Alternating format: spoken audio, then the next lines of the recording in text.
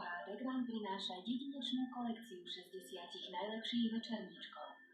DVD vychádza každý týždeň v našej distribučnej sieti za rozprávkovú cenu. Predstavujeme vám nasledujúce 3 DVD.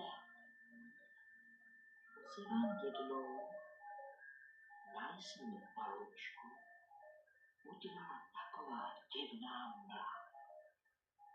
Malinko by mi zafoukal vítr a stala tu lapánka.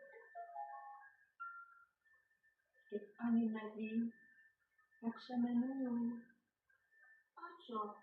Budu si říkat Bílá Amálka. Amálka. DVD Rozprávanie o Bíle Amálke sú malebné večerníčky kúzelne nahovorené Jiřím Hazánom.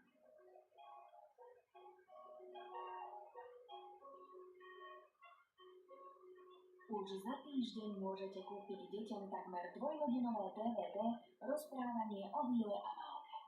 Dozviete sa, ako Bíla Amálka pretancovala obrah Hrombáca, ako zatancovala kráľovi, ako stretla barančeka Kudelu a zažijete veľa ďalších krásnych príbehov.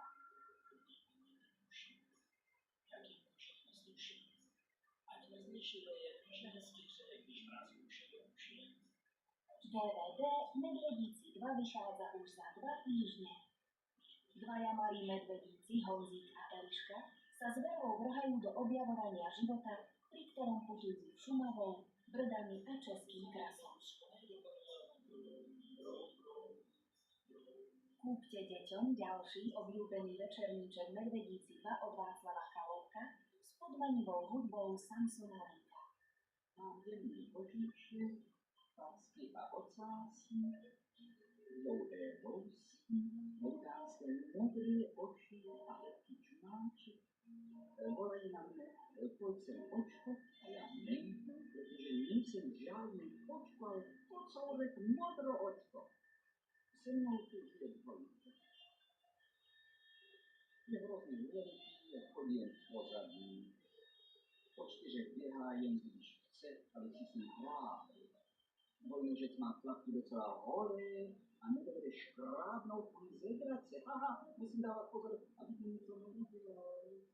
Když dostane pohľad, vždycky se urazí, vezme do svého penížku. DVD Príbehy Kocúra Modroočka, ktoré vychádza za 3 týždne, sfilmovala Hermína Týrlová podľa slávnej knižky.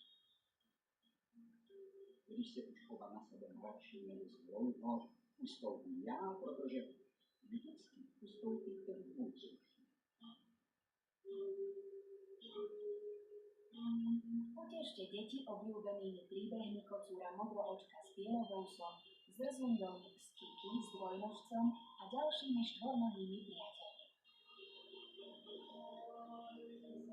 O ničom nerozmýšľajte a choďte do našej siete.